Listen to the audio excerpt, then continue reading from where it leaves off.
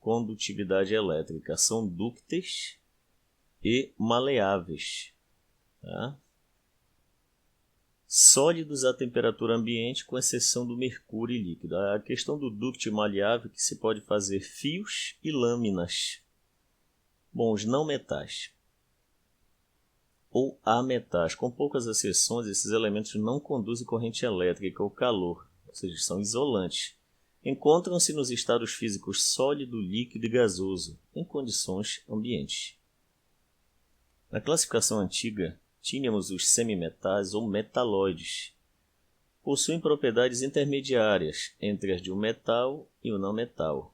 Sua condutividade elétrica é pequena e tende a aumentar com a elevação da temperatura. São 6 os elementos considerados semimetais, que é o boro, silício, germânio, arsênio, antimônio e telúrio.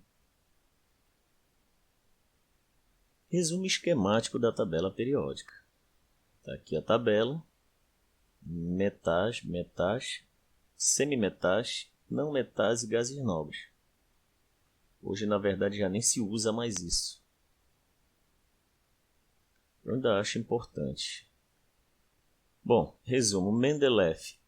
Elementos na tabela em ordem crescente de massa atômica. Foi a proposta dele. Moseley. Elementos na tabela em ordem crescente de número atômico. Lei periódica. As propriedades dos elementos químicos são uma função periódica do número atômico. Tabela periódica atual. Períodos: 7 linhas horizontais, grupos ou famílias, 18 linhas verticais. Elementos cisurânicos, elementos artificiais com número atômico abaixo do urânio. Os transurânicos, elementos artificiais com número atômico acima do urânio. Metais, bons condutores de calor e eletricidade. Não metais, não conduzem eletricidade. Semimetais, propriedades intermediárias entre metais e não metais. Propriedades aperiódicas, ou seja, aquelas que não estão se reproduzindo com o tempo, não tem período. São propriedades que têm seus valores só aumentando ou só diminuindo quando colocadas em função do número atômico crescente, ou seja, elas só ou aumentam ou então elas só diminuem. São poucas as propriedades aperiódicas e dentre elas temos, por exemplo, e a gente aqui na nossa proposta nem íamos comentar sobre isso, mas a gente faz questão de colocar o máximo possível de informação para que nosso material realmente seja bastante substancioso. Como exemplo, tomemos aqui a massa atômica, que aumenta com o número atômico, ou seja, se o número atômico aumenta, a massa atômica também aumenta. Se o número atômico diminui, a massa atômica também diminui. E o gráfico dela é sempre um gráfico com tendência linear. Massa atômica em função do número atômico. Massa atômica em função do número atômico. Só aumenta. Propriedades periódicas. Isso aqui é muito cobrado às vezes em exames vestibulares.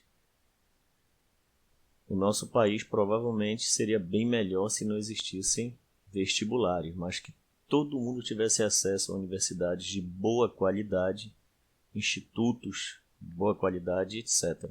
Mas enfim, às vezes até uma falsa meritocracia. Apesar de eu ser a favor da meritocracia, nesse âmbito eu acho uma falsa meritocracia. Bom, comentário à parte. As propriedades periódicas são aquelas que apresentam variação periódica na tabela, crescendo e decrescendo à medida que o número atômico aumenta, ou seja, elas têm uma subida e uma descida. Como exemplo, a energia de ionização. Olha só, o número atômico aqui vai aumentando. Energia de ionização, que a gente vai explicar o que é já já. Ela aumenta, diminui, aumenta, diminui, aumenta, diminui e vai assim sucessivamente. Claro que o comportamento não é tão periódico assim. Você vê pelo gráfico, tem os seus momentos de pico e de queda. Raio atômico, nossa primeira propriedade periódica. Eu coloquei aqui um texto E todos esses textos eu procuro fazer com a minha própria visão, a partir daquilo que eu já conheço das leituras que tenho. Eu coloquei assim: é muito difícil medir o raio de um átomo isolado. De fato, não tem como medir porque não dá nem para enxergar. Pois a eletrosfera não apresenta um limite bem definido. Por que não apresenta explicando o texto passo a passo? Porque não existe uma camada eletrônica, tem infinitas. Mas existe uma região onde o elétron passa a maior parte do tempo, que é essa que a gente vê naquelas figuras dos orbitais. Mas quando átomos de um elemento empacotam-se em sólidos, ou seja, quando eles formam cristais, são encontradas distâncias definidas, até porque eles estão quase que parados. Eles ainda vibram, mas quase que parados. Distâncias definidas de um núcleo ao outro, ou seja, de um átomo ao outro tem um espaço bem definido. Portanto, vamos considerar o raio atômico como sendo a metade da distância entre os núcleos de dois átomos vizinhos. Só que com uma coisa que é importante. Aqui nós estamos falando de cristais, tá? Olha só. E quando nós falamos de gases, seria mais ou menos quando eles formam uma molécula, tipo o hidrogênio que forma H2. Seriam dois núcleos de hidrogênio. Aqui, na verdade, estamos trabalhando com a questão de cristais. Isso aqui é uma representação, apesar de que eu fiz, mas ainda é muito grosseira, porque eu nem tenho como fazer uma representação fidedigna do átomo, porque nunca vi, nem ninguém viu. Mas dá para explicar bem. Aqui nós temos dois átomos próximos. Aqui a nuvem eletrônica, o núcleo. E a distância entre um núcleo e o outro chamamos de 2R, ou seja, o dobro do raio, que tecnicamente é o diâmetro. O diâmetro é o dobro do raio. O raio é a distância da lateral ao centro. Então, nas famílias, os raios atômicos aumentam de cima para baixo. Você vai já entender porque eu vou lhe explicar. Montei infográficos, pois, nesse sentido, aumenta o número de níveis de energia dos átomos. Por exemplo, um átomo do primeiro período tem apenas um nível de energia, portanto terá menor raio atômico que o átomo do segundo período, da mesma família, que tem 2 níveis de energia. Parece complicado, mas nós vamos, na verdade, elucidar isso rápido. Nos períodos, linha horizontal, conforme caminhamos para a direita, o lado dos gases nobres, dos não metais, aumenta o número atômico. De fato aumenta, é só olhar a tabela, é bom acompanhar isso com a tabela periódica. Ou seja, aumenta o número de prótons, aumenta o número de cargas positivas para os átomos de mesmo número de níveis de energia. Portanto, aumenta a atração do núcleo pela eletrosfera, diminuindo o tamanho do átomo e, consequentemente, o raio. Assim, o raio atômico cresce da direita para a esquerda nos períodos. Atrapalhou tudinho, né? Mas você vai já entender com os infográficos. O esquema, na verdade, é esse aqui, ó. Átomos pequenos estão em cima na tabela e átomos grandes estão embaixo. É por isso que a setinha está dizendo aumenta de cima para baixo nas famílias.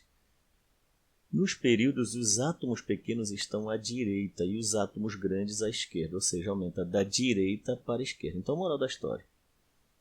Nas famílias ou grupos, aumenta de cima para baixo. Os átomos grandes estão embaixo e os pequenos em cima. Nos períodos, aumenta da direita para a esquerda, ou seja, os átomos pequenos estão à direita e os grandes à esquerda. Isso vai dar uma propriedade muito interessante, porque esse átomo aqui, que é muito pequeno, ele é extremamente reativo. É difícil encontrar alguma coisa que o flúor não consegue atacar. O raio iônico.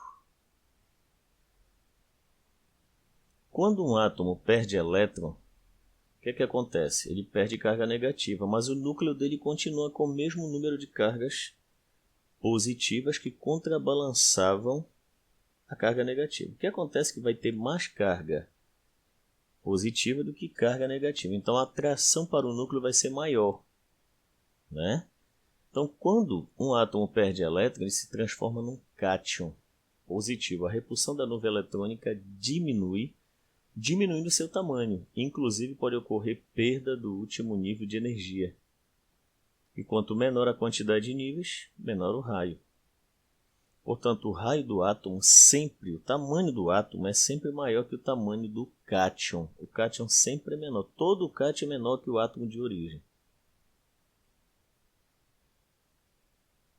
Comparemos o sódio e o potássio. Agora que vem um infográfico. Tá? Sódio e potássio. Só que antes disso, vamos dar uma voltinha. E se eu pego aqui uma tabela periódica para que vocês analisem. Aqui voltar um bocado, aqui isso. Ó, sódio, aqui sódio e aqui o potássio. O sódio está mais em cima e o potássio mais embaixo. Muito bem, vamos voltar. Vamos ver se eu não me perdi aqui.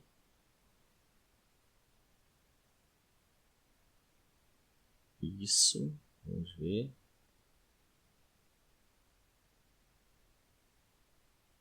Isso, sódio e potássio. O sódio, ele tem o seguinte número atômico aqui na distribuição, 11. Então ele vai ter um S2, 2S2, 2P6, 3S1. E é interessante olhar na tabela periódica. Com as camadas, 2 elétrons, 2 e 6, 8 e 1 elétron, 1. Então quantas camadas ele tem? Ou níveis? Tem 3. E o sódio, como eu mostrei lá na tabela periódica, ele está acima do potássio. Então, se ele está acima, ele tem que ser menor. Vamos fazer a representação dele. Aqui o núcleo. Isso é uma representação grosseira, tá? Mas muito pedagógica. Com quantas camadas? Voltando. 1, 2 e 3. Aqui o núcleo. Elétrons na primeira, na segunda e na terceira camada. Então, você está vendo aqui numa representação em camada. Agora, vamos ver o potássio, cujo número atômico, se não me engano, é 19. Vamos ver. Exatamente. 2, 4, 10, 12, 18, 19. Número de camadas, não precisa mais falar sobre isso, já sabemos como é que faz. Vamos ver agora aqui. Núcleo do potássio, K19, núcleo do sódio, Na11. Primeira camada, segunda camada, terceira camada, quarta camada. Colocando aqui os elétrons, de imediato nós percebemos o quê? Quem é o átomo maior? Por isso que eu coloquei um infográfico. O átomo maior é o potássio. O potássio em relação ao sódio ele é maior porque está mais embaixo na família. Então na família o que é que nós observamos? Que o tamanho do átomo ou raio atômico aumenta de cima para baixo. Os maiores estão em baixo. Depois da construção dos modelos para o